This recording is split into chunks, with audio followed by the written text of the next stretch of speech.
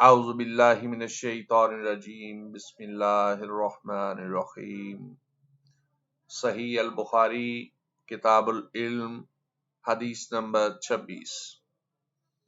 ایک مرتبہ میں رسول اللہ صلی اللہ علیہ وآلہ وسلم کے ساتھ مدینہ کے کھنڈرات میں چل رہا تھا اور آپ کھجور کی چھڑی پر سہارا دے کر چل رہے تھے تو کچھ یہودیوں کا ادھر سے گزر ہوا۔ ان میں سے ایک نے دوسرے سے کہا کہ آپ سے روح کے بارے میں کچھ پوچھو۔ ان میں سے کسی نے کہا مت پوچھو، ایسا نہ ہو کہ وہ کوئی ایسی بات کہہ دیں جو تمہیں ناگوار ہو۔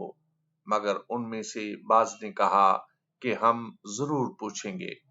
پھر ایک شخص نے کھڑے ہو کر کہا، اے ابو القاسم، روح کیا چیز ہے؟ آپ صلی اللہ علیہ وآلہ وسلم نے خاموشی اختیار فرمائی۔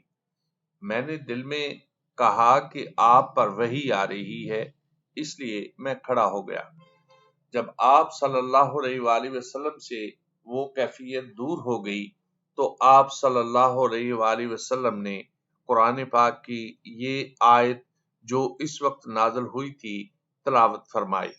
اے نبی، تم سے یہ لوگ روح کے بارے میں پوچھ رہے ہیں، کہہ دو کہ روح میرے رب کے حکم سے ہے اور تمہیں علم کا بہت تھوڑا حصہ دیا گیا ہے، اس لیے تم روح کی حقیقت نہیں سمجھ سکتے۔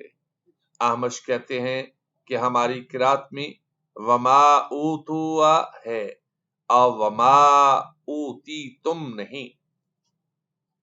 راواہ البخاری۔